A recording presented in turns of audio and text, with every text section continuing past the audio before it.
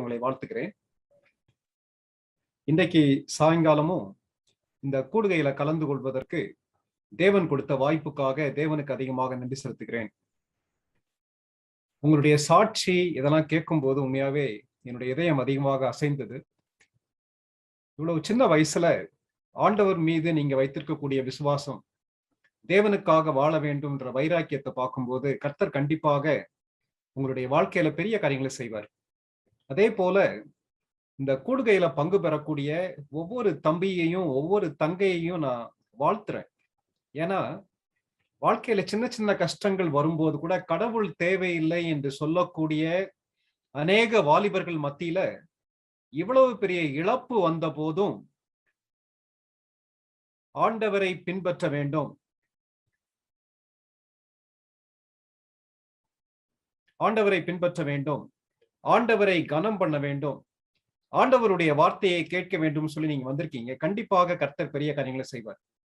வேதத்துல உள்ள கதாபாத்திரங்கள் அனைத்தும் பரிசுத்த ஆவியானவர் மூலமாக எழுதப்பட்டிருக்கிறது. அது அத்தனை நூற்றாண்டுகளுக்கு முன்பாக மாத்திரமல்ல, இன்றைக்கும் அந்த கதாபாத்திரங்கள் நம்மோடு பேசும். அந்த கதாபாத்திரங்களுடைய தேவன் நம்முடைய தேவன், யோசேப்பின் தேவன் நம்முடைய தேவன். அருமையான தம்பி தங்கச்சி, அதை மறந்துடாத. அது யோசேப்பு காலத்தோட முடிஞ்சு போல. நேற்று பார்த்தது நேற்றைய வேதனைகளை எவ்விதமாக மறப்பது சொல்லி பார்த்தோம். இரண்டு காரியங்களை பார்த்தோம்.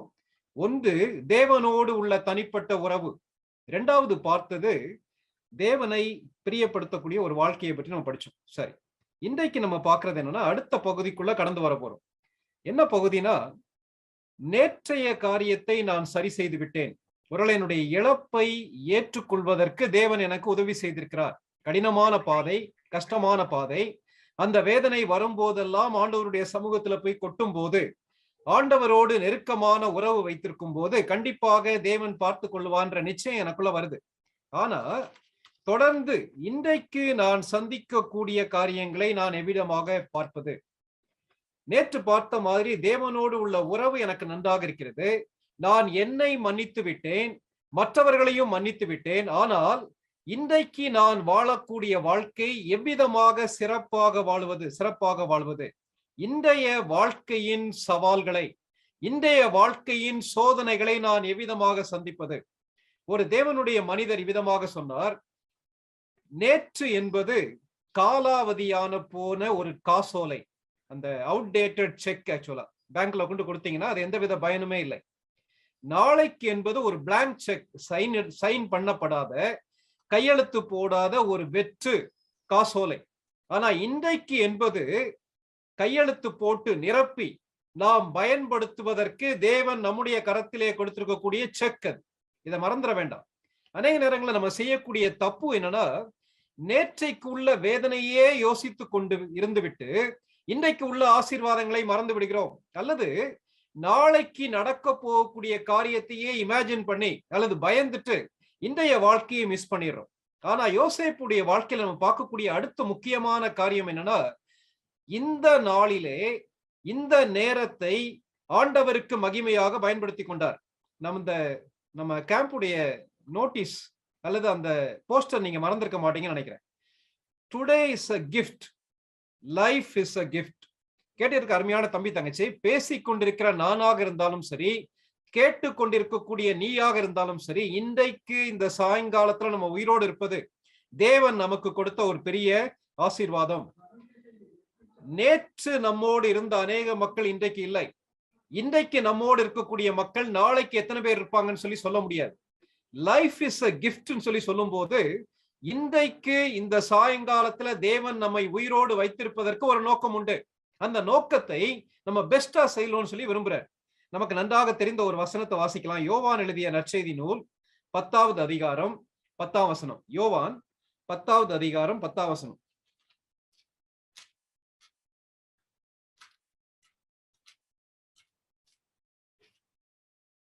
எனி வாலண்டியர்ஸ் வாசிக்கிறீங்களா? இல்ல நான் இந்த வசனம் வாசிக்கிறேன், அடுத்து வரும்போது நீங்க ஜாயின் பண்ணுங்க.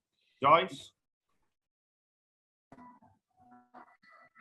திருடன் திருடவும் கொல்லவும் அழிக்கவும் வருகிறவன்றை ஒவ்வொன்றிற்கும் வரான். நானோ அவைகளுக்கு ஜீவன் உண்டாயிருக்கவும் அது பரிபூரண இடத்தில் வந்தேன். திருடன் திருடவும் கொல்லவும் அழிக்கவும் அன்றி வேறொன்றுக்கும் வரான், நானோ அவைகளுக்கு ஜீவன் உண்டாயிருக்கவும் அந்த ஜீவன் பரிபூரணப்படவும் வந்தேன் என்று இயேசு கிறிஸ்து சொல்லுகிறார்.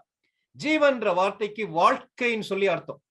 திருடன் பிசாசானவன் என்ன செய்கிறானா, நம்முடைய வாழ்க்கையை திருட வேண்டும், வாழ்க்கையை அழிக்க வேண்டும் என்று யோசிக்கிறான். ஆனால் தேவன் நாம் வாழ வேண்டும் என்று எதிர்பார்க்கிறார். அந்த ஜீவன் பரிபூரணப்படவும் வந்தேன், a complete life, பரிபூரணமாக நிரம்பி வழியக்கூடிய ஒரு வாழ்க்கை. இந்த வாழ்க்கையை நாம் எப்படி பெற்றுக்கொள்வது? யோசேப்புடைய வாழ்க்கையை நம்ம உற்று கவனிக்கலாம். நீங்கள் மறுபடியும் நேற்று படித்த மாதிரி ஆதியாகமம் 37வது அதிகாரத்துக்கு உங்களுடைய வேத புத்தகத்தை திரும்பி வைத்துக் கொள்ளுங்கள். நிறைய வசனங்கள் அந்த பகுதியில இருந்தா நம்ம படிக்க போறோம். நேரம் எடுத்து மற்ற காரியங்களை நீங்க ஆழமாக தியானிங்க. இந்த 37வது அதிகாரம் 2ஆம் வசனம் நேற்று மறுபடி வாசிக்க கேட்டோம். நான் மறுபடியும் வாசிக்கிறேன். 37:2. யாக்கோபுடைய சந்ததியின் வரலாறு. யோசேப்பு 17 வயதிலே தன் சகோதரருடனே ஆடுகளை மேய்த்து கொண்டிருந்தான். அந்த இளைஞன் பில்காள் சில்பாள் என்னும் தன் தகப்பனுடைய மறுமனையாட்டிகளின் குமாரரோடே இருந்து அவர்களுடைய துன்மார்க்கத்தை தன் தகப்பனுக்கு சொல்லி வருவான். இந்த வசனத்துடைய முன்பகுதியை நம்ம கூர்ந்து கவனிக்கலாம். இந்த வாலிபன் தன் தகப்பனாருடைய ஆடுகளை தன் சகோதரருடனே மேய்த்து கொண்டிருந்தான். நான் நேற்று சொன்ன மாதிரி யோசேப்பு வாழ்க்கையின் வேதனைகளை பார்த்து, கடந்த கால வேதனைகளை பார்த்து, இன்றைக்கு தான் செய்யக்கூடிய பொறுப்பிலே தவறவில்லை. யாக்கோபுடைய வேலை என்னன்னா ஆடு மேய்க்கக்கூடிய பணி. ஆபிரகாமும் அது அப்படிப்பட்ட பின்னணியத்திலிருந்து வருகிறார்.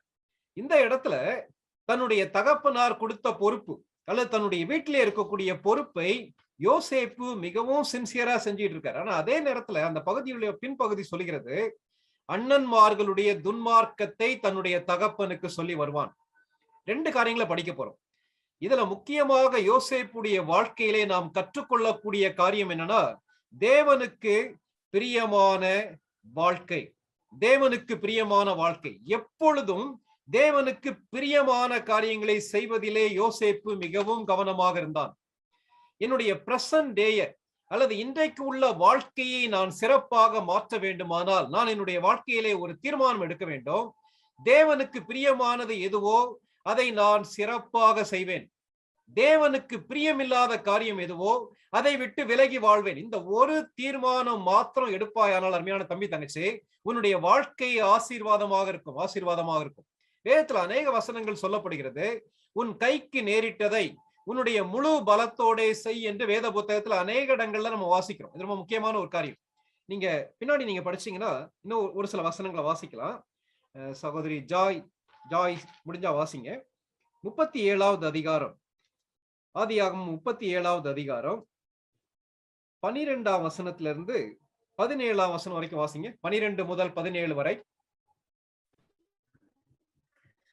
பின்பு அவன் சகோதரர் சீகாமிலே தங்கள் தகப்பனுடைய ஆடுகளை மேய்க்க போனார்கள். அப்பொழுது இஸ்ரவேல் யோசேப்பை நோக்கி, உன் சகோதரர் சீகாமிலே ஆடுகளை மேய்க்கிறார்கள் அல்லவா, உன்னை அவர்களிடத்திற்கு அனுப்ப போகிறேன், வா என்றான். அவன் இதோ போகிறேன் என்றான். அப்பொழுது அவன், நீ போய் உன் சகோதரனுடைய சேஷமும் எப்படி என்றும் எப்படி இருக்கிறது என்றும் பார்த்து எனக்கு மறு செய்தி கொண்டு வா என்று அவனுக்கு சொல்லி எபிரோன் பள்ளத்தாக்கிலே இருந்து அவனை அனுப்பினான். 14ஆம் வசனம், 15ஆம் வசனம். அப்பொழுது ஒரு மனிதன் அவன் வெளியிலே வழி தப்பி திரிகிறதை கண்டு, என்ன தேடுகிறாய் என்று கேட்டான். அதற்கு அவன், என் சகோதரரை தேடுகிறேன், அவர்கள் எங்கே ஆடு மேய்க்கிறார்கள் சொல்லும் என்றார். அந்த மனிதன், அவர்கள் இவ்விடத்திலிருந்து போய்விட்டார்கள், தோத்தானுக்கு போவோம் என்று அவர்கள் சொல்ல கேட்டேன் என்றான். அப்பொழுது யோசேப்பு தன் சகோதரரை தொடர்ந்து போய் அவர்களை தோத்தானிலே கண்டுபிடித்தான். இந்த சம்பவங்கள் எல்லாத்தையும் நீங்க படிச்சு பாத்தீங்கன்னா, யோசேப்புடைய கையில நீங்க ஒரு வேலையை கொடுத்தீங்கன்னா அந்த வேலையை கம்ப்ளீட் பண்ணாதபடிக்கு அவர் தன்னுடைய ஆக்டிவிட்டியை நிறுத்தவே மாட்டார். அதாவது தன்னுடைய கையிலே கொடுக்கப்பட்ட எந்த வேலையையும் சிறப்பாக செய்யக்கூடிய பழக்கம் யோசேப்புக்கு காணப்பட்டது. ரொம்ப முக்கியமான ஒரு காரியம். அருமையான தம்பி தங்கச்சி, ஒருவேளை நீ படிக்கக்கூடிய கோர்ஸ் எதுவோ அது முக்கியம் இல்ல.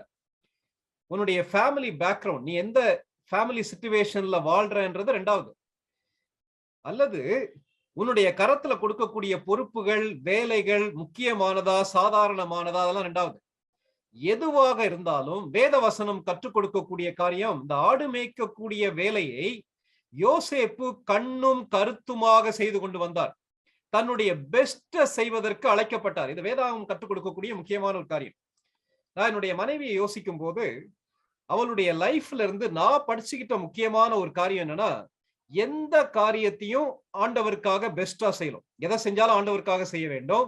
எதையும் ஆண்டவருக்காக பெஸ்டா செய்யணும். பொதுவா இப்படிப்பட்ட ஜூம் மீட்டிங்ல பவர் பாயிண்ட் பிரசன்டேஷனுக்காக ஒரு டாபிக் கொடுத்தனா, நான் பொதுவா 4-5 படங்கள் எடுத்துட்டு அதோட கம்ப்ளீட் பண்ணிடுவேன். அவளை நீங்க எடுக்க சொன்னீங்கன்னா ஒரு 1 or 2 பிக்சர்ஸ் போடுறதுக்கு ஒரு 100 படத்தை எடுப்பேன். எடுத்துட்டு அதுல பெஸ்ட் படத்தை எடுத்து அதுல பவர் பாயிண்ட் ப்ரிப்பேர் பண்ணி என்னுடைய பிரசன்டேஷனுக்காக நான் கொடுப்பேன். நான் அநேக நேரத்துல இரிட்டேட் ஆயிருக்கேன். எதுக்குமா இப்படி போட்டு கஷ்டப்பட்டுக்கிட்டு இருக்கேன்னு சொல்லி நான் கேட்டிருக்கேன். அப்போ அடிக்கடி அவ பயன்படுத்தக்கூடிய ஒரு வார்த்தை என்னன்னா, பெஸ்ட செய்யணும்பா, ஆண்டவருக்காக பெஸ்ட செய்யணும். இந்த நாள்ல கடவுள் நம்ம உயிரோட வைத்திருக்கிறார். இந்த நாள்ல இந்த வாய்ப்பை தேவன் நமக்கு கொடுத்திருக்கிறார். அதனால நான் திரும்பி பார்க்கும்போது there is no regret at all. வாழ்க்கையில இன்றைக்கு நாம் எப்படி சிறப்பாக செய்கிறோம் என்பதின் அடிப்படையிலேயே நம்முடைய எதிர்காலம் இருக்குது. அருமையான தம்பி தங்கச்சி, இது வேதாகமம் கற்றுக் கொடுக்கக்கூடிய முக்கியமான ஒரு சத்தியம். யோசேப்புடைய லைஃப்ல ஒவ்வொரு ஸ்டெப்பை நீங்க எடுத்து பார்த்தீங்கன்னாலும், எந்த வேலையை கொடுத்தாலும் சரி, எந்த பொறுப்பை கொடுத்தாலும் அதை சிறப்பாக தேவனுக்கு பிரியமாக செய்து முடிக்க வேண்டும் என்ற எண்ணம் அவருக்குள்ள இருந்துச்சு. இன்னைக்கு நம்ம லைஃப்ல எப்படி இருக்கும்னு சொல்லி நம்ம கொஞ்சம் யோசித்து பார்க்கலாம். வேதத்துல அநேக உதாரணங்கள் உண்டு இல்லையா? புதிய ஏற்பாடை படிக்கும் போது ஒரு மனிதன், ஒரு எஜமான் தூர தேசத்துக்கு போவதற்கு முன்பாக தன்னுடைய வேலைக்காரரை அழைத்து அவனுடைய திறமைக்கு தக்கதாக ஒருவனுக்கு 1 தாலந்தும், ஒருவனுக்கு 2 தாலந்தும், ஒருவனுக்கு 5 தாலந்தும் கொடுத்து விட்டு அவன் கிளம்பி போனான். இந்த ஓமையுடைய பின்னணியம் என்ன? தேவனுடைய ராஜ்யத்தை குறித்த ஓமை. இந்த ஓமையில 1 தாலந்தை வாங்கினவன் என்ன செய்யறானா, என்னுடைய எஜமானன் என்னை புரிந்து கொள்ளாதவர், என்னுடைய எஜமானர் தெளிக்காத இடத்தில் சேர்க்கிறவர், விதைக்காத இடத்தில் அறுக்கிறவர். என்னன்னா என்கிட்ட கூட டிமாண்ட் பண்றாரு, அதனால அதெல்லாம் செய்ய முடியாதுன்னு சொல்லி அந்த 1 தாலந்துன்றது நம்ம அடிக்கிறதுல என்ன யோசிக்கிறோம்னா, ஒரு காயின் நினைக்கிறோம். ஒரு காயின் இல்ல. நீங்க ஒரு டேலண்ட்ற வேர்டுக்கு NIV ஸ்டடி பைபிளோ அல்லது டிக்ஷனரியிலயோ கூகுள்லயோ நீங்க சர்ச் பண்ணி பாருங்க. இன்றைக்கு உள்ள மதிப்பீடுல பல லட்சம் ரூபாய் பெருமானம் உள்ள பொருள், அது சொத்து. அந்த 1 தாலந்தை அவன் தோண்டி புதைத்து விட்டான். 2 தாலந்து வாங்கினவன் என்ன செய்தான்? 2 தாலந்தை 4 தாலந்துகளாக மாற்றுகிறான். 5 தாலந்தை வாங்கினவன் 5 தாலந்தை 10 தாலந்தாக மாற்றுகிறான். விளைவு என்ன நடக்குது நமக்கு தெரியும். எவன் 1 தாலந்தை புதைத்து போட்டானோ அந்த தாலந்து அவனுடைய கரத்திலிருந்து பறிக்கப்பட்டது. 4 தாலந்து வாங்கினவனுக்கு மறுபடியும் கொடுக்கப்படுகிறது. 5 தாலந்தை 10 தாலந்தாக வாங்கினவனுக்கு அது மறுபடியும் கொடுக்கப்படுகிறது. உள்ளவன் எவனோ அவனுக்கு கூட கொடுக்கப்படும், இல்லாதவன் எவனோ அவன் கரத்தில் இருந்து அதுவும் எடுத்துக் கொள்ளப்படும். அருமையான தம்பி தங்கச்சி, உன்னுடைய வாழ்க்கையில இன்றைக்கு நீ சந்திக்கக்கூடிய சவால்களை சந்திக்க வேண்டுமானால் ஒரே ஒரு தீர்மானம், நான் தேவனுக்கு பிரியமாக வாழுவேன், என்னுடைய கரத்திலே கொடுத்த எல்லா காரியத்தையும் தேவனுக்காக சிறப்பாக செய்து முடிப்பேன் சொல்லி தீர்மானம் எடுப்பாயா? அங்கிள், நான் பயங்கர ஆவரேஜ் ஸ்டூடெண்ட் தான், என்னுடைய IQ லெவல் கம்மி தான், என்னுடைய ஃபேமிலி பேக்ரவுண்ட் சாதாரணமானது, இதெல்லாம் ஆண்டவருக்கு தெரியும். அருமையான தம்பி தங்கச்சி, வேதத்துல நீங்க படித்து பார்க்கும்போது சாதாரண ஆடு மேய்க்கக்கூடிய தாவீதை தேவன் எடுத்து இஸ்ரவேல் சாம்ராஜ்யத்துக்கு ராஜாவாக உருவாக்கினார். காரணம் என்ன தெரியுமா? ஆடுகளை மேய்க்கும் போது தாவீது கண்ணும் கருத்துமாக மேய்க்க ஆரம்பித்தார். அப்ப எல்லாருமே ராஜாவா மாறுவாங்களா? அப்படி சொல்ல வரல. அவருடைய திட்டம் என்னிலே நிறைவேற வேண்டுமானால் கொஞ்சத்திலே உண்மையா இருக்கும் போது, கொஞ்சத்தை சிறப்பாக செய்யும் போது தேவன் நம்மை நம்பி பெரிய பொறுப்புகளை கொடுக்கிறார். இந்த இடத்துல யோசேப்பு அப்பா கொடுத்த வேலையை சின்சியரா செய்யறாரு. ஆடுகளை மேய்த்து கொண்டிருந்தான். அம்மா இல்லைன்ற சூழ்நிலையில, தகப்பனாரும் புரிந்து கொள்ளவில்லை என்ற சூழ்நிலையில தன்னுடைய பொறுப்பிலே அவன் தவறவே இல்லை. இதான் வேதம் கற்றுக் கொடுக்கக்கூடிய முக்கியமான ஒரு சத்தியம். அந்த 37வது அதிகாரத்துல மறுபடியும் நீங்க 12ஆம் வசனத்தை நீங்க கவனிச்சு பாருங்களேன். நான் வாசிக்கிறேன். பின்பு அவன் சகோதரர் சீகேமிலே தங்கள் தகப்பனுடைய ஆடுகளை மேய்க்க போனார்கள். அப்பொழுது இஸ்ரவேல் யோசேப்பை நோக்கி, உன் சகோதரர் சீகேமிலே ஆடு மேய்க்கிறாள் அல்லவா, உன்னை அவர்களிடத்திற்கு அனுப்ப போகிறேன், வா என்றான். அவன், இதோ போகிறேன் என்றான். தகப்பனார் சொன்ன உடனே யோசேப்பு கீழ்ப்படுகிறார். அப்ப நம்ம கேட்கலாம், இதுல என்ன இருக்கு அண்ணன் சொல்லி கேட்கலாம், இதுல என்ன இருக்கு அங்கிள்னு சொல்லி கேட்கலாம்.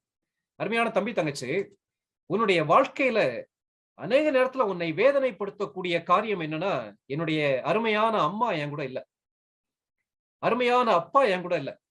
அவர்களை ஆசையாக தேடின போதும் ஒன்ஸ் ஃபார் ஆல் நித்தியத்திலே அவர்களை சந்திக்கும் வரை என்னை விட்டு கடந்து போயிட்டாங்க.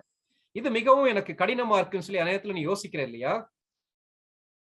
அதே நேரத்துல ஆண்டவர் இன்றைக்கு உனக்கு என்ன ஒரு வாய்ப்பு கொடுத்திருக்காருன்னா, நீ மதிப்பதற்கு, நீ நேசிப்பதற்கு, நீ கீழ்ப்படிவதற்கு, எந்தெந்த காரியங்கள் எல்லாம் உன்னுடைய தகப்பனாரிடத்திலே அல்லது இழந்து போன தாயாரிடத்திலே நீ தவறினாயோ அதே காரியத்தை இன்றைக்கு காட்டுவதற்கு தேவன் உன்னுடைய தகப்பனாரையோ அல்லது தாயாரையோ உயிரோட வைத்திருக்கலாம். இன்றைக்கு நீ அவர்களுக்கு கொடுக்க வேண்டிய கனத்தையும் மரியாதையும் நீ கொடுக்கிறியா? கொஞ்சம் யோசித்து பார்க்கலாம். நாளைக்கு நான் வரும்போது முடிந்தா ஒரு ஸ்கிரீன்ஷாட் நான் ஷேர் பண்றேன். இன்னைக்கு நேரம் நமக்கு தாமதம் ஆயிடுச்சு. தன்னுடைய தாயாரை இழந்த ஒரு சகோதரி வாட்ஸ்அப் ஸ்டேட்டஸ்ல ஒரு டீடைல்டா ஒரு கவிதையை அவங்க காப்பி பண்ணி பேஸ்ட் பண்ணியிருந்தாங்க. அந்த கவிதையுடைய தலைப்பு என்னன்னா, if I had a second chance, எனக்கு மாத்திரம் இரண்டாவது ஒரு வாய்ப்பு கிடைக்குமானால் நான் யோசிக்கிறேன்ல, எனக்கு இன்னும் ஒரு வாய்ப்பு கிடைச்சிருந்தா, ஒருவேளை எங்க அப்பா மாத்திரம் என் கூட இருந்திருந்தா, எங்க அம்மா மாத்திரம் என் கூட இருந்தா நான் எப்படி இருந்திருப்பேன் சொல்லிட்டு அந்த சகோதரி அந்த கவிதை இவ்விதமாக தொடர்கிறது. என்னுடைய தாயார் மாத்திரம் இன்றைக்கு உயிரோடு இருந்திருப்பார்களானால் அவர்களை கட்டி அணைத்து, நீங்க தான் என்னுடைய ஷைனிங் லைட் என்று சொல்லியிருப்பேன், என்னுடைய வாழ்க்கையை பிரகாசிப்பிக்கிற ஒளின்னு சொல்லி நான் சொல்லியிருப்பேன். ஆனா இன்னைக்கு கட்டி அணைப்பதற்கு தாயார் என்னோடு கூட இல்லை. How proud I was. நான் உங்களை குறித்து எவ்வளவு பெருமைப்படுகிறேன் என்பதை அவங்க கிட்ட நான் எக்ஸ்பிரஸ் பண்ணியிருப்பேன். காரணம், நீங்க என்னுடைய கைடு நான் சொல்லியிருப்பேன். ஆனா இன்னைக்கு என்னுடைய அம்மா என் கூட இல்ல. என்னுடைய வாழ்க்கைய ஒரு பெரிய டிஃபரன்ஸ் உருவாக்குனதுக்கு காரணம் நீங்கன்னு சொல்லி அவங்கள நான் அப்ரிஷியேட் பண்ணியிருப்பேன். ஆனா அப்ரிஷியேட் பண்றதுக்கு அம்மா இன்னைக்கு இல்ல. உங்களுடைய smiling face, gaze upon her smiling face, நீங்க சந்தோஷத்தோடு என்னை பார்த்து சிரித்த ஒவ்வொரு சிரிப்புகளும் என்னுடைய இதயத்துல எவ்வளவு பெரிய சந்தோஷத்தை கொடுத்தது என்று நான் பாராட்டி இருப்பேன். ஆனால் இன்றைக்கு அவர்கள் என்னோடு இல்லை. உங்களுடைய கரத்தை இறுக்கி பிடித்துக் கொண்டு உங்களுடைய கன்னத்துல நான் முத்த மலையை நான் சொரிந்திருப்பேன். எனக்கு ஒரு வாய்ப்பு கிடைச்சா கண்டிப்பாக செய்வேன். அதே போல உங்களுடைய இதயத்தை என்னுடைய வேர்ட்ஸ் ஆஃப் பிரைஸ் மூலமாக நான் நிரப்பி இருப்பேன். அதன் மூலமாக அவங்க இன்னும் சந்தோஷமாக தைரியமாக வாழ்க்கையை சந்திப்பதற்கு நான் உதவி இருப்பேன். அதே போல எனக்கு ஒரு வாய்ப்பு கிடைச்சிச்சுன்னா அவர்களை நான் எந்த அளவுக்கு நேசிக்கிறேன் என்பதை எக்ஸ்பிரஸ் பண்ணியிருப்பேன். and beg her not to go. என்னை விட்டு போய் விடாதபடிக்கு அவர்களை கெஞ்சி இருப்பேன்னு சொல்லி அந்த சகோதரி வாட்ஸ்அப் ஸ்டேட்டஸ்ல கொடுத்திருந்தாங்க. இது எல்லாமே நடக்குமா? நடக்காது. அருமையான தம்பி தங்கச்சி, இது எல்லாமே இருதயத்துடைய ஆதங்கம். இந்த இடத்துல யோசேப்பு தன்னுடைய தகப்பனார் சொன்ன உடனே கீழ்ப்படிந்தார்னு சொல்லி சொல்லும் போது, இன்னைக்கு தாயார் தான் கூட இல்ல, தகப்பனார் இருக்கிறாங்க. அவர்களுடைய அன்புக்கு கொடுக்க வேண்டிய மதிப்பையும் மரியாதையும் யோசேப்பு கொடுத்தான். ஏன் தெரியுமா? அவ்விதமாக நீ இன்றைக்கு தவறுவாயானால் நாளைக்கு ரெக்ரெட் பண்றதுக்கு வாய்ப்பு இருக்கு. அருமையான தம்பி தங்கச்சி, என்னுடைய கையில கொடுக்கக்கூடிய ஒவ்வொரு மொமெண்டையும் ஒவ்வொரு சூழ்நிலையும் ஆண்டவருக்கு பிரியமாக ஆண்டவருக்கு மகிமையாக பயன்படுத்துவேன்னு சொல்லி நீ தீர்மானம் எடுப்பாயானால் தேவன் கண்டிப்பாக உன்னை கொண்டு மகத்துவமான காரியங்களை செய்ய முடியும். இன்னைக்கு எப்படி இருக்கேன்னு சொல்லி கொஞ்சம் யோசிப்பார். உன்னுடைய ஸ்டடீஸை நீ சின்சியரா படிக்கிறியா? அருமையான தம்பி தங்கச்சி, அப்பா அம்மாவுக்கு அல்லது அப்பாவுக்கு அல்லது அம்மாவுக்கு கொடுக்க வேண்டிய கனத்தையும் மரியாதையும் நீ கொடுக்குறியா? உன்னுடைய தம்பி தங்கச்சி அல்லது அக்கா அண்ணன் அவங்களை நேசிக்கிறியா? இன்றைக்கு நீ கிடைக்கக்கூடிய சின்ன சின்ன ஆப்பர்ச்சுனிட்டிஸையும் ஆண்டவருக்கு பிரியமாக ஆண்டவருக்கு மகிமையாக பயன்படுத்துகிறாயா? கொஞ்சம் யோசிப்பார். 40வது அதிகாரம் முதல் 7 வசனங்கள்ல நீங்க பாத்தீங்கன்னா, இந்த யோசேப்பு செய்யாத தவறுக்காக ஜெயில தள்ளப்படுறார். அங்க ஜெயில இருக்கும்போது ஒரு பானபாத்திரக்காரன் ஒரு சுயம்பாகியை சந்திக்கிறார். காலையில போய் அவங்க முகத்தை பார்த்தா அவங்க முகம்லாம் வாடி இருக்கு. அந்த வசனம் என்ன சொல்லுதுன்னா, அவர்களுடைய கவலையை குறித்து யோசேப்பு விசாரித்தார். தன்னுடைய கவலையே யோசித்து கொண்டிருக்கல. இன்னைக்கு நான் மற்றவர்களுக்கு என்ன நன்மை செய்ய முடியும் என்பதை யோசிக்க ஆரம்பித்த யோசேப்பு தன்னுடைய வேதனைகளை மறக்க ஆரம்பித்தான். அருமையான தம்பி தங்கச்சி, இன்றைக்கு உன்னுடைய வாழ்க்கையில நீ சந்திக்கக்கூடிய சவால்களை நீ மேற்கொள்ள வேண்டுமானால் தேவனுக்கு பிரியமாக வாழ்வேன், ஒவ்வொரு மொமெண்டையும் ஆண்டவருக்கு மகிமையாக, தேவனுக்கென்று சிறப்பாக, மற்றவர்களுக்கு பயனுள்ள விதத்துல நான் பயன்படுத்துவேன், நீ தீர்மானம் எடுப்பாயா? 41வது அதிகாரம் 45ஆம் வசனம் நீங்க படிச்சு பாத்தீங்கன்னா, பார்வோன் தனக்கு அடுத்து ஒரு பெரிய தலைவனாக முழு எகிப்து தேசத்தையும் விசாரிக்கக்கூடிய அளவுக்கு யோசேப்பை உயர்த்துகிறான். அந்த வசனம் என்ன சொல்லுதுன்னா, 41வது அதிகாரம் 45ஆம் வசனம் நான் வாசிக்கிறேன். மேலும் பார்வோன் யோசேப்புக்கு சாப்நாத் பன்னேயா என்கிற பெயரையிட்டு ஓன் பட்டணத்து ஆசாரியனாகிய போத்திபிராவின் குமாரத்தியாகிய ஆஸ்நாத்தை அவனுக்கு மனைவியாக கொடுத்தான். யோசேப்பு எகிப்து தேசத்தை சுற்றி பார்க்கும்படி புறப்பட்டான். யோசேப்பு அந்த பொறுப்பு எடுத்த உடனே அந்த பொறுப்பை நிறைவேற்றுவதிலே கண்ணும் கருத்துமாக இருந்தான். அந்த உட்கார்ந்துட்டு, ஐயோ அந்த எகிப்துல போய் உட்கார்ந்துருக்கோமே, என்னுடைய வேலையை நான் சிறப்பாக செய்ய முடியாதுன்னு சொல்லி யோசிக்கவே இல்லை. ஒவ்வொரு நாளையும் ஒவ்வொரு நிமிடத்தையும் தேவனுக்கு பிரியமாக மற்றவர்களுக்கு பயனுள்ள விதத்துல சிறப்பாக செய்து முடித்தார் யோசேப்பு. ஜோசப்ன்ற வார்த்தைக்கு என்ன தெரியுமா அர்த்தம்? இன்க்ரீஸ் சொல்லி அர்த்தம், அல்லது ஆட்னு சொல்லி அர்த்தம். அதாவது இன்னும் பெருக்கம் சொல்லி அர்த்தம், அல்லது இன்னும் அதுல சேர்க்கப்படுகிறதுன்னு சொல்லி அர்த்தம். யோசேப்புடைய லைஃபை நீங்க படிச்சு பாத்தீங்கன்னா, ஒவ்வொரு படியிலேயும் அநேக வேதனைகள் மத்தியில கடந்து போனாலும் அவனுடைய வாழ்க்கை உயர்வை நோக்கி சென்று கொண்டே இருந்தது. அவனுடைய கரத்துல இருந்த பொறுப்புகள் கூடிக்கொண்டே போனது. உன்னுடைய வாழ்க்கையும் தேவன் ஆசீர்வதிக்க வேண்டுமானால் ஒரு தீர்மானம், ஆண்டவரே, நான் இன்னைக்கு என்னுடைய கரத்துல இருக்கக்கூடிய காரியத்தை உமக்கு மகிமையாக சிறப்பாக நான் செய்வேன், உமக்காக செய்வேன், சிறப்பாக செய்வேன். எல்லா சூழ்நிலையிலேயும் தேவனுக்கு பிரியமானது எதுவோ அதையே நான் செய்து முடிப்பேன் சொல்லி தீர்மானம் எடுப்பியா அருமையான தம்பி தங்கச்சி? இதே நேரத்துல வேதத்துல இருக்கக்கூடிய இன்னும் ஒரு வாலிபனை பற்றியும் கம்பேர் பண்ணணும் சொல்லி நான் யோசிக்கிறேன். நியாயாதிபதிகள் புத்தகத்துக்கு உங்க வேதாகமத்தை நீங்க திருப்பி வச்சுக்கிறீங்க. நியாயாதிபதிகள் புத்தகம் 14வது அதிகாரத்துல நமக்கு நல்லா தெரியும், இன்னும் ஒரு வாலிபனை பற்றி படிக்கிறோம். எப்படிப்பட்ட வாலிபன்? பக்தியுள்ள குடும்பத்திலே பிறந்தவன். பிறப்பதற்கு முன்பாகவே அவனுடைய பிறப்பை குறித்து அறிவிக்கப்படுகிறது. பெற்றோர் பாராட்டி சீராட்டி கவனமாக வளர்த்தார்கள். அவன் தேவனுக்கென்று நசரேயன் என்பதை அவனுடைய காதிலே ஒவ்வொரு நாளும் சொல்லி வளர்த்தார்கள். ஆனால் வளர்ந்து தோளுக்கு மேலே வாலிபனாக மாறின பின்பு பெற்றோர் அவனை தோழனை போலதான் பாவிக்கிறாங்க. இந்த 17வது அதிகாரம் 3 வசனங்கள் நான் வாசிக்கிறேன். மன்னிக்கலாம், 14வது அதிகாரம் முதல் 3 வசனங்களை வாசிக்கிறேன். சிம்சோன் திம்னாத்துக்கு போய் திம்னாத்திலே பெலிஸ்தரின் குமாரத்திகளில் ஒரு பெண்ணை கண்டு திரும்பவும் வந்து தன் தாயையும் தன் தகப்பனையும் நோக்கி, திம்னாத்திலே பெலிஸ்தரின் குமாரத்திகளில் ஒரு பெண்ணை கண்டேன், அவளை எனக்கு கொள்ள வேண்டும் என்றான். அப்பொழுது அவன் தாயும் அவன் தகப்பனும் அவனை நோக்கி, நீ போய் விருத்த சேதனம் இல்லாத பெலிஸ்தரிடத்தில் ஒரு பெண்ணை கொள்ள வேண்டியது என்ன? உன் சகோதரரின் குமாரத்திகளிலும் எங்கள் ஜனம் அனைத்திலும் பெண் இல்லையா என்றார்கள். சிம்சோன் தன் தகப்பனை நோக்கி, அவள் என் கண்ணுக்கு பிரியமானவள், அவளையே எனக்கு கொள்ள வேண்டும் என்றான். நீங்க நல்லா பாத்தீங்கன்னா, பெற்றோர் அவனுக்கு முழு சுதந்திரத்தை கொடுத்திருக்காங்க. தோளுக்கு மேலே வளர்ந்த வாலிபனாகிய அவனை நேசிக்கிறார்கள். நீங்க பாத்தீங்கன்னா, இன்னைக்கு உள்ள 21வது நூற்றாண்டுல வேற. ஆனா அன்னைக்கு என்ன சொல்றானா, நான் இந்த ஊருக்கு போனேன், திம்னாத்துக்கு போனேன், ஒரு பொண்ணை பார்த்தேன்பா, அம்மா அந்த பெண்ணை பார்த்தவொன்னு அப்படியே மயங்கி விட்டேன், ஆகவே அவளையே கொள்ள வேண்டும் என்றான். உடனே பெற்றோர் சொல்றாங்க, இல்லப்பா வேண்டாம்ப்பா, அவர்கள் எதிரி நாட்டை சேர்ந்தவர்கள், மற்ற தெய்வங்களை வணங்கக்கூடியவர்கள், அதை உனக்கு வேண்டான்னு சொல்லி சொல்றாங்க. ஆனால் பெற்றோருக்கு கீழ்ப்படியவில்லை சிம்சோன். அன்றைக்கு தேவன் கொடுத்த வாய்ப்புகளை சிம்சோன் பயன்படுத்திக் கொள்ளவில்லை. நீங்க பாத்தீங்கன்னா, பெற்றோருடைய அன்பை, பெற்றோர் அவனுக்கு காட்டின கரிசனையை ரொம்ப கேஷுவலா எடுத்துக்கிறான். நீங்க அதே அதிகாரத்துல நீங்க பாத்தீங்கன்னா, 14வது அதிகாரம், நியாயாதிபதிகள் புத்தகம் 14வது அதிகாரம் 8ஆம் வசனம் 9ஆம் வசனம் வாசிக்கிறேன். சில நாளைக்கு பின்பு அவன் அவளை விவாகம் பண்ண திரும்பி வந்து சிங்கத்தின் உடலை பார்க்கிறதற்கு வழி விலகி போனான். இதோ சிங்கத்தின் உடலுக்குள்ளே தேனி கூட்டமும் தேனும் இருந்தது. அவன் அதை தன் கைகளில் எடுத்து சாப்பிட்டு கொண்டே நடந்து தன் தாய் தகப்பனிடத்தில் வந்து அவர்களுக்கும் கொடுத்தான்.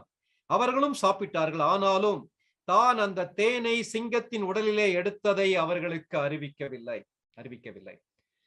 பெற்றோரை ஏமாற்றுகிறான் சிம்சோன்.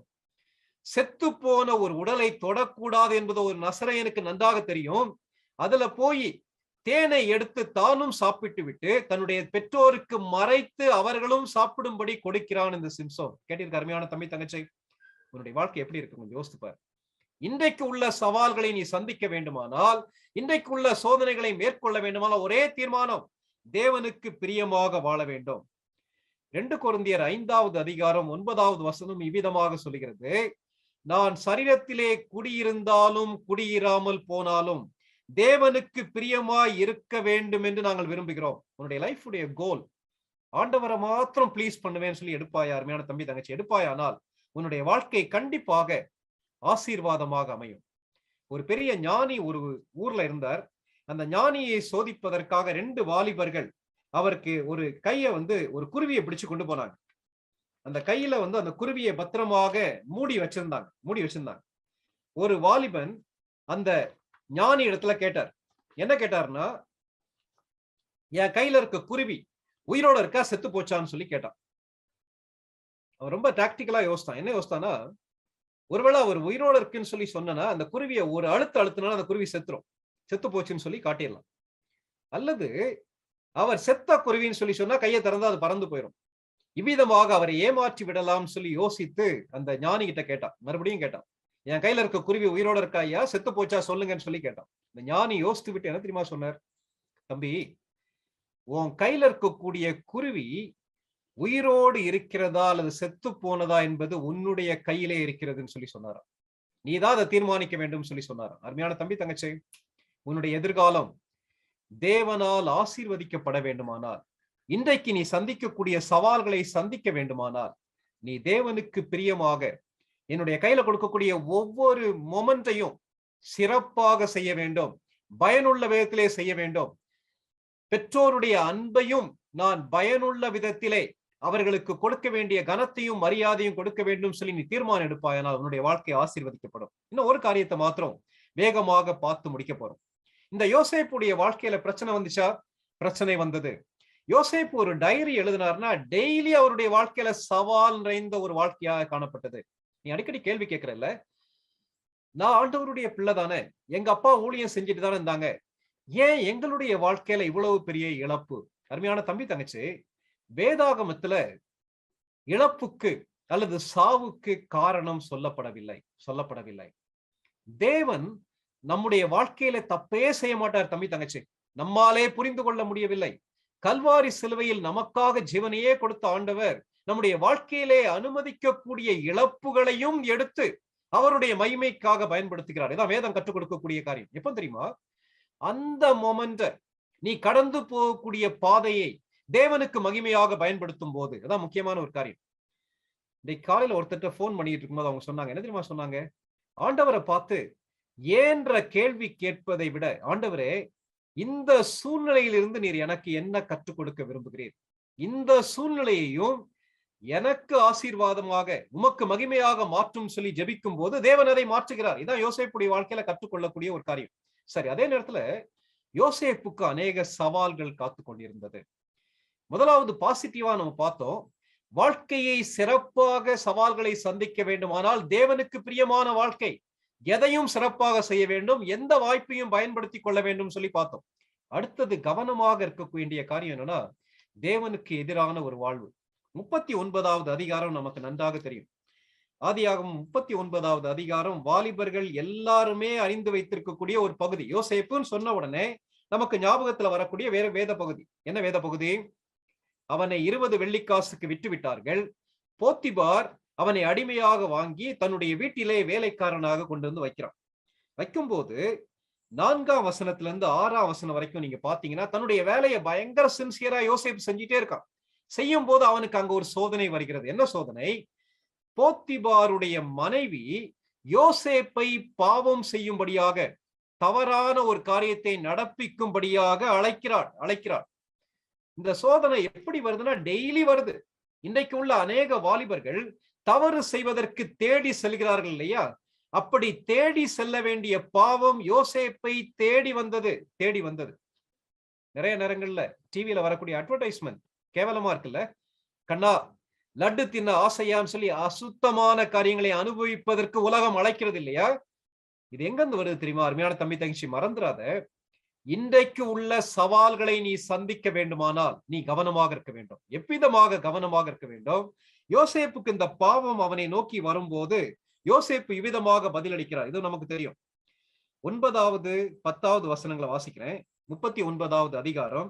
இந்த வீட்டிலே என்னிலும் பெரியவன் இல்லை, நீ அவருடைய மனைவியாய் இருக்கிறபடியால் உன்னை தவிர வேறொன்றையும் அவர் எனக்கு விலக்கி வைக்கவில்லை. இப்படி இருக்க நான் இத்தனை பெரிய பொல்லாங்குக்கு உட்பட்டு தேவனுக்கு விரோதமாய் பாவம் செய்வது எப்படி? இவ்வளவு பெரிய பொல்லாங்குக்கு உடன்பட்டு தேவனுக்கு விரோதமாய் பாவம் செய்வது எப்படி? அவன் நித்தம் யோசேப்போட இப்படி பேசிக் கொண்டு வந்தும் அவன் அவளுடனே சயனிக்கவும் அவளுடன் இருக்கவும் சம்மதிக்கவில்லை. அருமையான தம்பி தங்கச்சி, தேவன் என்ன யோசிக்கிறார்னா, நம்முடைய வாழ்க்கை பரிபூரணப்பட வேண்டும், நம்முடைய வாழ்க்கை என்ஜாய் பண்ணலாம், ஒவ்வொரு நாளும் சிறப்பாக வாழ வேண்டும் என்று அவர் எதிர்பார்க்கிறார். அதே நேரத்துல பிசாசு என்ன தெரியுமா செய்யறான்? நம்முடைய வாழ்க்கையை குழியிலே தள்ளி கொல்லவும் அழிக்கவும் அன்றி வேறு ஒன்றுக்கும் அவன் வரான்னு சொல்லி வேதத்துல வாசிக்கிறோம். அவன் செய்யக்கூடிய ஒரு டாக்டிக்கலான ஒரு காரியம் என்னன்னா, நம்முடைய கண்களை தேவனை விட்டு தேவையில்லாத காரியங்களுக்கு நேராக திருப்புவதற்கு முயற்சி எடுக்கிறான். இந்த இடத்துல யோசேப்புடைய வாழ்க்கைய வேறு எதுவுமே அழிக்க முடியாது. நல்லா ஞாபகம் வச்சுக்கிறேன். குழியிலே போட்ட அனுபவம் அழிக்க முடியாது, சிறைச்சாலையிலே போட்ட அனுபவம் அழிக்க முடியாது.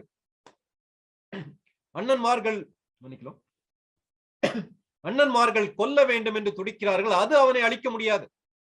தாயாருடைய மரணம் அழிக்க முடியாது, தகப்பனாருடைய புரிந்து கொள்ளாமை அழிக்க முடியாது. எது தெரியுமா அழிக்க முடியும்? அவன் ஒருவேளை இந்த தவறான உறவுக்கு இடம் கொடுத்திருப்பானால் அவனுடைய வாழ்க்கை அழிந்துவிடும். ஆனால் யோசேப்பு வாலிபத்தின் சவால்களை, அன்றைய தேவையை சந்திப்பதற்கு பயன்படுத்தின ஆயுதம் என்ன தெரியுமா? தேவனுக்கு பயப்படுகிற வாழ்க்கை. முதலாவது தேவனுக்கு பிரியமான வாழ்க்கை, இரண்டாவது தேவனுக்கு பயப்படக்கூடிய வாழ்க்கை. தேவனுக்கு பயப்படக்கூடிய வாழ்க்கைன்னா என்ன அர்த்தம்? தேவன் என்னை தண்டித்து விடுவார் என்ற எண்ணம் அல்ல. நான் எக்காரணத்தை கொண்டும் தேவனுக்கு பிரியமில்லாத காரியத்தை நான் செய்து அவருடைய உள்ளத்தை துக்கப்படுத்த மாட்டேன். தீமையை விட்டு விலகுவதே கர்த்தருக்கு பயப்படக்கூடிய பயம். யோசேப்பை பற்றி வரலாற்று வல்லுநர்கள் இவ்விதமா சொல்றாங்க. எக்ஸ்ட்ரா பிப்ளிக்கல் ரெஃபரன்ஸ் நீங்க பாத்தீங்கன்னா அவ்வளவு அழகான ஒரு வாலிபர். ஒரு கமெண்டேட்டர் விதமாக எழுதுகிறார். அவன் எந்த அளவுக்கு அழகானவன்றதுக்கு ஒரு கதை எழுதுறாரு. இது வேதத்துல இல்ல, ஒருவேளை அது கற்பனையாகவும் இருக்கலாம், அல்லது வேதத்துல இல்லாத நடந்த ஒரு சம்பவமாக இருக்கலாம். முக்கியம் கிடையாது, நீங்க புரிந்து கொள்ள வேண்டும் என்பதற்காக நான் சொல்றேன். போத்திபாருடைய மனைவி யோசேப்புடைய அழகை தன்னுடைய சிநேகிதிகளுக்கு அறிமுகப்படுத்துவதற்காக ஒரு விருந்துக்கு அவர்களை அழைக்கிறார். பைபிள்ல இல்ல, என்ன அங்கிள் பைபிள்ல இல்லாதெல்லாம் பேசுறாங்கன்னு நினைக்காது, ஒரு கதை. உடனே யோசேப்பு அங்கே பரிமாறி கொண்டிருக்கிறார். அந்த டேபிள்ல சர்வ் பண்ணிட்டு இருக்கான். அப்போ இந்த போத்திபாருடைய மனைவி அந்த பெண்களுடைய கையில ஒரு ஆப்பிளை கொடுத்து, ஒரு கத்தியை கொடுத்து, ஷார்ப்பா ஒரு நைஃபை கொடுத்து, ஆப்பிளுடைய தோலை சீவுங்கன்னு சொல்லி சொன்னாலும். அந்த கமெண்டேட்டர் இவ்விதமாக எழுதுகிறார், யோசேப்புடைய அழகை பார்த்து அந்த பெண்கள் மயங்கி ஆப்பிளுடைய தோலை சீவுவதற்கு பதிலாக தன்னுடைய கையின் தோலை சீவினார்கள் சொல்லி எழுதுறாங்க. அப்போ எந்த அளவுக்கு அழகான ஒரு கவர்ச்சிகரமான ஒரு பர்சனாலிட்டி. ஆனால் அந்த அழகை தவறாக பயன்படுத்தவில்லை யோசேப்பு. கேட்டிருக்க அருமையான தம்பி தங்கச்சி, உன்னுடைய வாழ்க்கையில தேவன் கொடுத்திருக்கக்கூடிய ஆசீர்வாதங்கள், ஒவ்வொரு நாளும் உனக்கு கொடுக்கக்கூடிய வாய்ப்புகளை பிசாசானவன் தவறாக பயன்படுத்துவதற்கு அழைப்பான். இந்த பெண் யாருமே பார்க்காத போது தவறை செய்வதற்கு அழைக்கிறாள். ஆனால் யோசேப்பு எப்பொழுதும் தேவனுடைய பிரசன்னத்திலே வாழ்ந்து கொண்டிருந்தாள். அதான் நேற்று படிச்சோம்ல, தேவனுக்கும் எனக்கும் இடையிலே உள்ள நெருக்கமான உறவு எந்த சூழ்நிலை மத்தியில் நான் கடந்து சென்றாலும் அதை சந்திப்பதற்கு என்னை பலப்படுத்துகிறது. கேட்டிருக்க அருமையான தம்பி தங்கச்சி, உன்னுடைய பெற்றோருக்கு முன்பாக உன்னுடைய வாழ்க்கை எப்படி இருக்கு?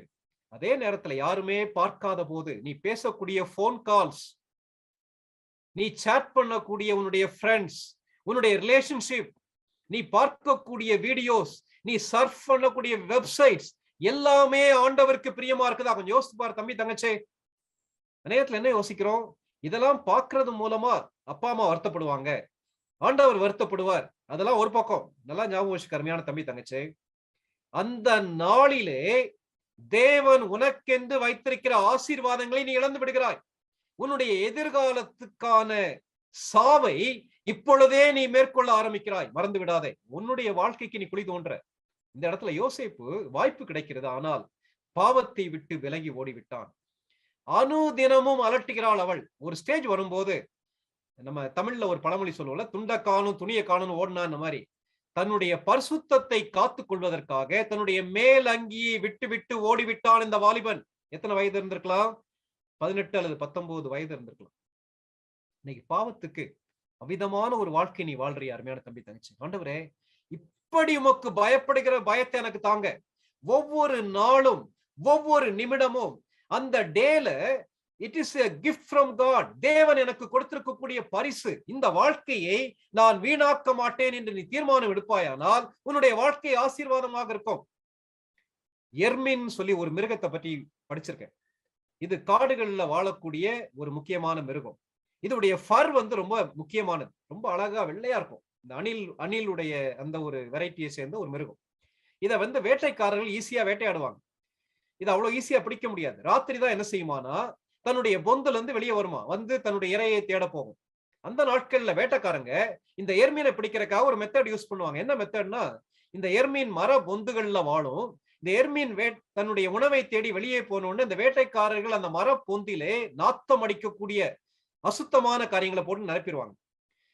அதே நேரத்துல வேட்டை நாய்கள் இந்த எர்மீனை துரத்தும். கொலை வெறி பிடித்த இந்த வேட்டை நாய்கள் இதை விரட்டிட்டு வரும்போது எர்மீன் தன்னை பாதுகாத்துக் கொள்வதற்காக வேகமா மரத்துல ஏறி தன்னுடைய பொந்துல போய் சேஃபா பதுங்கலான்னு சொல்லி எட்டி பார்க்குமா. ஆனா உள்ள பார்க்கும்போது நாத்தம், அசுத்தம். உடனே இந்த எர்மீன் என்ன செய்யுமானா, மேல பார்க்கும், கீழே பார்த்தா கொலை வெறி பிடித்த அந்த வேட்டை நாய்களை பார்க்கும். ஒரு ஸ்டேஜ்ல என்ன தெரியுமா சொல்றாங்க, அந்த எர்மீன் அந்த பொந்துக்குள்ள நுழைவதற்கு பதிலாக, அதிலே நுழைந்து தன்னுடைய உடம்பை கரைப்படுத்துவதற்கு பதிலாக மேலிருந்து அப்படியே கீழே விழுந்துருமா. கீழே விழுந்த உடனே அந்த கொலை வெறி பிடித்த அந்த வேட்டை நாய்கள் அதை கொத்தி கடிச்சு கொதறி சின்ன பின்னமாக மாற்றிவிடும். வேட்டைக்காரர்களுடைய கையில அது மாட்டிவிடும் சொல்லிட்டு கீழே என்ன தெரியுமா எழுதுறாரு, எர்மின் தன்னுடைய உடம்பை அசுத்தத்தினாலே கரைப்படுத்துவதை விட ரத்தத்தினாலே கரைப்படுத்துவதற்கு ஆயத்தமாக இருந்ததுன்னு சொல்லி எழுதுகிறார். யோசேப்பு அப்படிதான் செஞ்சாரு, விட்டு ஓடிட்டார். விளைவு என்ன தெரியுமா, செய்யாத தவறுக்காக அசுத்தமான காரியத்தை விட்டு ஓடின யோசேப்புக்கு இவன் தனியாக இருக்கும் போது என்னிடத்திலே தவறு செய்ய வந்தான் என்ற பழி சுமத்தப்பட்டது. நேரத்துல யோசிக்கிறல்ல, நல்லதுக்கு காலமே இல்லை அங்கிள். நான் நல்லவனாதான் இருக்கேன், நல்லவளாதான் இருக்கேன். ஆனா அநேக நேரத்துல என்னுடைய பெற்றோர் என்ன சந்தேகப்படுறாங்க, மற்றவங்க என் மேல இல்லாத காரியங்களை தான் பேசுறாங்க. என்ன அங்கிள், நல்லது செஞ்சு என்ன பிரயோஜனம் நீ கேட்கலாம் அருமையான தம்பி தங்கச்சி. ஆனா அந்த நாளிலே யோசேப்பு ஓடினபடினாலே தேவன் அவனை நம்பக்கூடியவனாக, எதிர்காலத்துல எகிப்தின் முழு சாம்ராஜ்யத்துக்கும் தலைவனாக மாற்றக்கூடிய அளவுக்கு அவன் உயர்த்தப்பட்டான். கேட்டிருக்க அருமையான தம்பி தங்கச்சி, தேவனுக்கு பயப்படக்கூடிய பயம் உனக்கு இருக்குதா? எக்காரணத்தை கொண்டோ தேவனுடைய உள்ளத்தை துக்கப்படுத்தக்கூடாது சொல்லி அப்படிப்பட்ட ஒரு ஆழமான தீர்மானம் உனக்குள்ள இருக்குதா? கொஞ்சம் யோசித்து பாரு. அதே நேரத்துல எனக்கு நேரம் முடிய போகுது, அதனால முடிக்கிறேன். சிம்சோனுடைய வாழ்க்கையை நீங்க நேரம் எடுத்து நியாயாதிபதிகள் புத்தகம் 14வது அதிகாரத்திலிருந்து 13வது அதிகாரத்திலிருந்து 16வது அதிகாரம் வரைக்கும் நீங்க வாசித்து பாருங்க. நீங்க பாத்தீங்கன்னா சிம்சோனுடைய லைஃப்ல அவனுக்கு இருந்த ஒரு பெரிய பிரச்சனை என்னன்னா, கண் கண்ட பெண்கள் எல்லாரையும் அடைய வேண்டும், திருமணம் செய்ய வேண்டும் என்ற ஆசை அவனுக்குள்ள இருந்தது. ஒவ்வொரு நாளும் தேவன் அவரை மைமைப்படுத்துவதற்காக கொடுத்த வாய்ப்புகளை மறந்துவிட்டு தேவனுக்கு கொஞ்சம் கூட பயப்படாதபடிக்கு பாவத்தோடு விளையாடக்கூடிய தன்மை இருந்தது. நீங்க 14வது அதிகாரம் முதல் 2 வசனங்களை பாத்தீங்கன்னா, திம்னாத்துக்கு போறாரு. அந்த இடத்துல ஒரு பெண்ணை பாக்குறாரு. பார்த்த உடனே கண்ட உடனே காதல் கொள்கிறார் சிம்சோன். பெற்றோர் மறுக்கிறார்கள், ஆனால் அவளையே திருமணம் முடிக்க வேண்டும் என்று அநேக பிரச்சனை மத்தியில தொடர்கிறார். கடைசியில பாத்தீங்கன்னா அந்த பெண் உயிரோடு எரிக்கப்பட்டால் சிம்சோன் மூலமாக அநேக நெகட்டிவான சம்பவங்கள் நடக்குது. 16வது அதிகாரத்துல மறுபடியும் ஒரு பெண்ணை பார்க்கிறாள், அவளோடு தவறான உறவு வைத்திருந்தான். 16வது அதிகாரத்தை நீங்க படிச்சு பாத்தீங்கன்னா 4வது வசனத்துல அவன் தெலீலாள் என்ற பெண்ணோடு சிநேகமாயிருந்தான் வேதத்துல வாசிக்கும். இது எல்லாமே உங்களுக்கு தெரியும், அதனால நான் எக்ஸ்பிளைன் பண்ண வேண்டிய அவசியம். அந்த அதிகாரத்தை நீங்க தொடர்ந்து படிக்கும் போது தெலீலாளோடு பாவத்தோடு எந்த அளவுக்கு நெருக்கமாக இருக்க முடியுமோ அந்த அளவுக்கு நெருக்கமாக இருக்க ஆரம்பிக்கிறான். ஒவ்வொரு நாளையும் தேவனுக்கு மகிமையாக வாழ வேண்டிய சிம்சோன் தெலீலாளுடைய மடியிலே கழிக்கிறான். சிம்சோன்ற வார்த்தைக்கு என்ன தெரியுமா அர்த்தம்? சூரியன் சொல்லி அர்த்தம். தெலீலான்ற வார்த்தைக்கு என்ன தெரியுமா அர்த்தம்? மயக்கம் சொல்லி அர்த்தம். சூரியனை போல பிரகாசிக்க வேண்டிய சிம்சோன் பாவத்தின் மயக்கமாகிய தெலீலாளுடைய மடியில படுத்திருக்கான். விளைவு என்ன தெரியுமா? உன்னுடைய அசூர பலம் எதிலே அடங்கி இருக்கிறது சொல்லி ஒவ்வொன்றாக கேட்கிறாள் அவள். கடைசியாக தன்னுடைய உள்ளத்தின் ரகசியத்தை வெளிப்படுத்துகிறாள். அதுல 20வது வசனம் இவ்விதமாக சொல்கிறது, கர்த்தர் தன்னை விட்டு விலகினதை சிம்சோன் அறியாதிருந்தான், எப்பொழுதும் போல உதறி விட்டு போவேன் என்று சொன்னான். எவ்வளவு பரிதாபம் இல்ல அருமையான தம்பி தங்கச்சி. உன்னுடைய வாழ்க்கை ஒவ்வொரு நாளும் today is the gift of God சொல்லி கொடுத்திருக்காங்கல்ல, இந்த நாள் தேவன் உனக்கு கொடுத்த பரிசு. அது சிறப்பாக அமைய வேண்டுமானால் தேவன் உன்னோடு இருக்க வேண்டும், நீ தேவனோடு இருக்க வேண்டும். இதுக்கு 2 ரகசியம் என்ன தெரியுமா?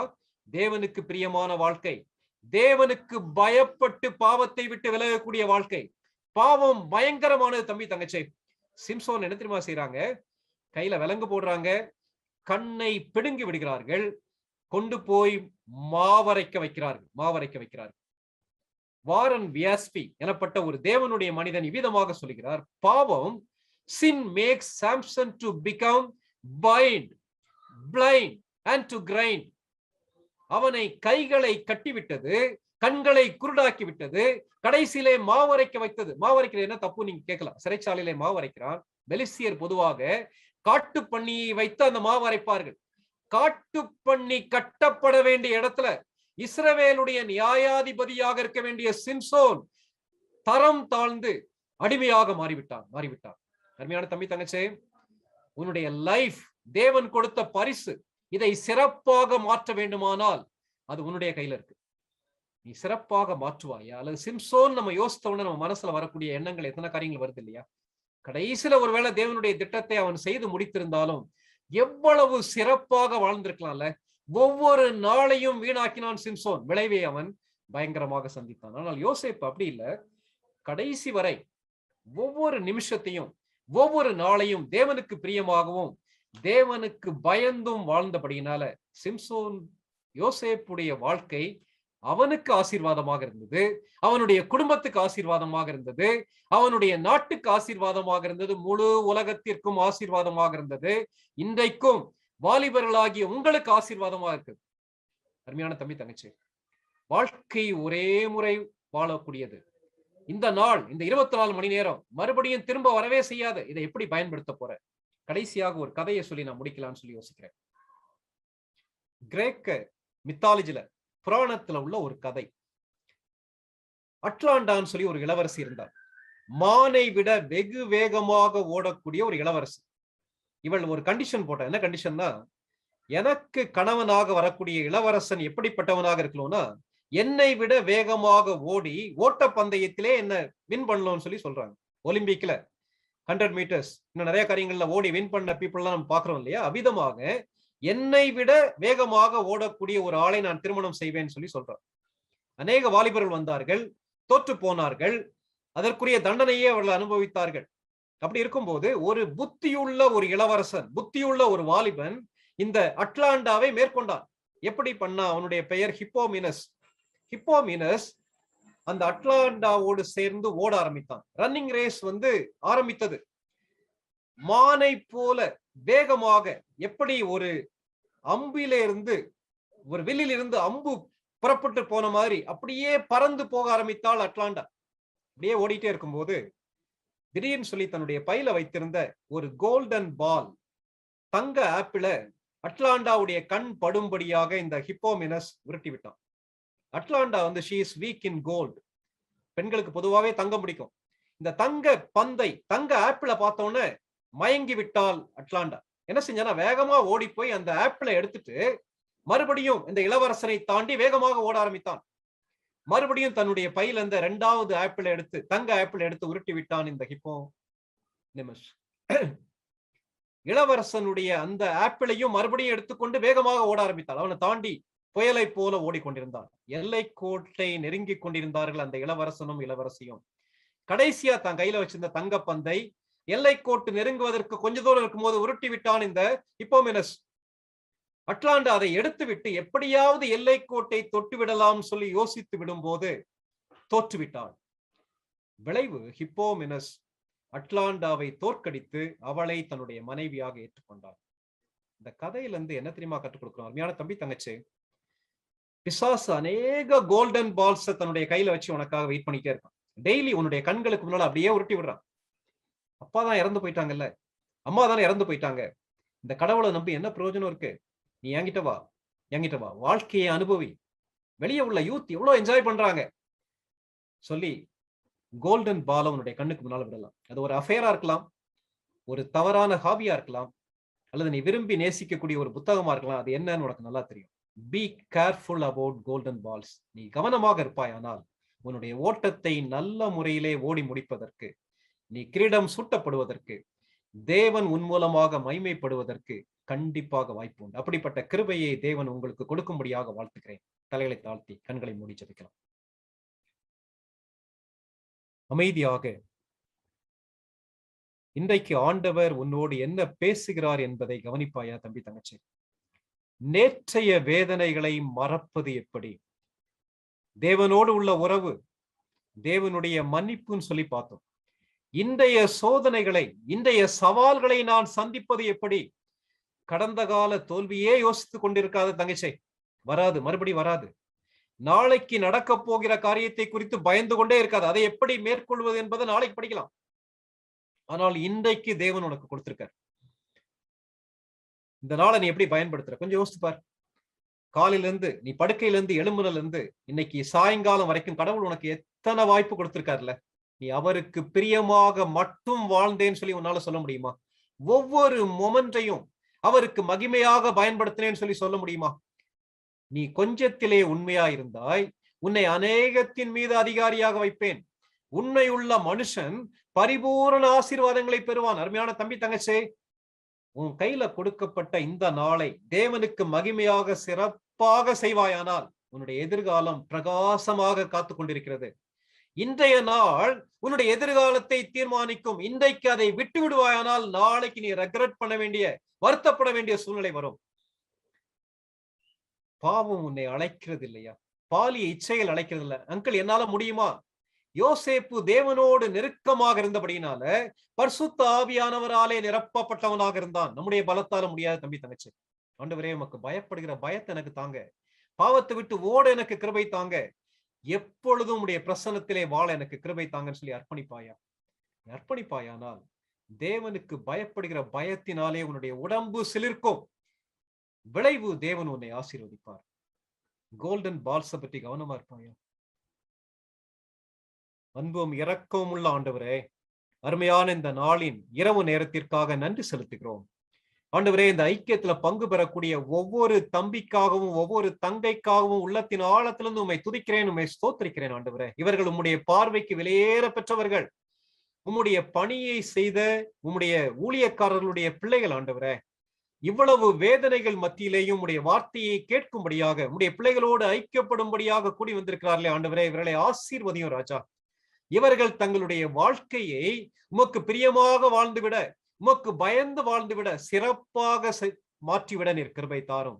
ஒவ்வொரு நாளும் சந்திக்கக்கூடிய சவால்களை சந்திப்பதற்கும் சோதனைகளை மேற்கொள்வதற்கும் பரிசுத்த ஆவியானவர் இவர்களுக்கு வேண்டிய ஞானத்தையும் வல்லமையும் நீர் தாரும். இந்த ஐக்கியத்துல பங்கு பெறுகிற ஒரு தம்பியாவது தங்கையாவது வழி மாறி சென்று விடாதபடிக்கு, சிம்சோனை போல தங்களுடைய வாழ்க்கையை கெடுத்து விடாதபடிக்கு நீர் காத்துக்கொள்ளும். யோசேப்பை போல, யோசேப்புனா இன்கிரீஸ், பெருக்கம் சொல்லி படித்தோமே ஆண்டவரே, இவர்களுடைய வாழ்க்கையிலேயும் வளர்ந்து பெருக, மற்றவர்களுக்கு ஆசீர்வாதமாக திகழ இவர்களுக்கு கிருபை தாரும். இயேசுவின் நாமத்தில் வேண்டிக் கொள்கிறோம் பரமபிதாவே, ஆமென். தேங்க்யூ.